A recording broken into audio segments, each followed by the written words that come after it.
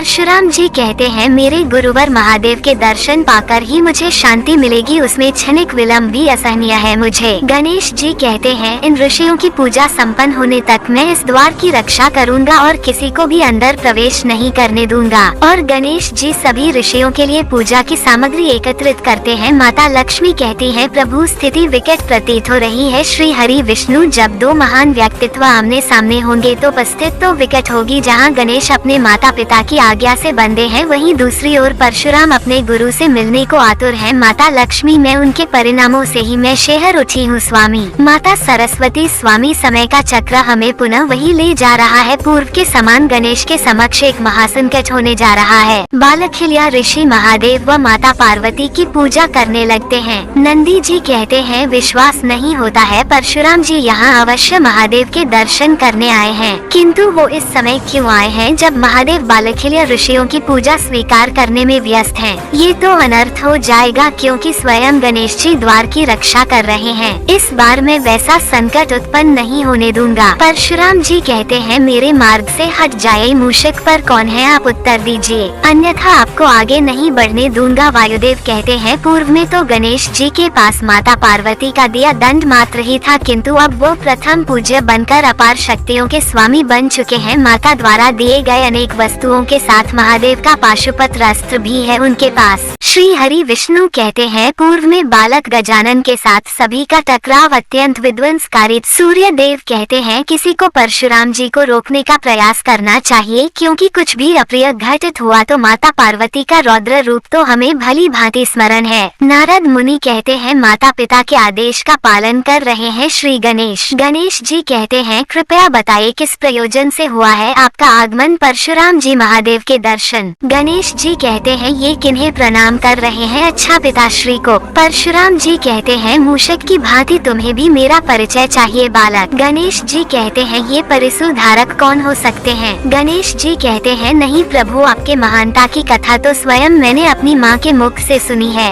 गणेश जी, मेरा प्रणाम स्वीकार कीजिए प्रभु। श्री हरि नारायण कहते हैं, प्रतीत होता है बालक गणेश ने अपनी सूझबूझ का परिचय देते हुए स्थिति को सामान लिया है। इंद्रदेव कहते हैं, बुद्धि और सूझबूझ से किसी भी परिस्थिति पर नियंत्रण पाया जा सकता है। अब इन दोनों के बीच किसी प्रकार के युद्ध की संभावना टल चुकी है। गणेश जी कहते हैं, प्रभु प्रतीत होता है आप बहुत दूर से यात्रा करके यहाँ पहुँचे हैं। आपकी थकान मिटाने के लिए मैं जल लेकर आता हूँ। परशुराम कहते हैं, रुकिए बालक, ये थकान, ये भूख प्यास जल पान से नहीं मिटने। महादेव कहते हैं, उमा, जिस प्रकार अच्छे भक्त भगवान की पूजा में खो जाते हैं, उसी प्रकार इस पूजा में हमारा समस्त ध्यान हमारे इन्हीं भक्तों पर केंद्रित रहना चाहिए। परशुराम जी कहते हैं, अंतरात्मा की भूख, अंतरात्मा की थकान जल और भोजन से नहीं मिटती बालक, इसे मिटाने का मात्र एक उपाय है, महादेव के दर्शन। गणेश जी, रुक जाए प्रभु। परशुराम जी, मुझे रोकने का दुस्साहस किया है तुमने बालक। गणेश जी, दुस्साहस नहीं प्रभु, आपसे रुकने का निवेदन मात्र किया है मैंने।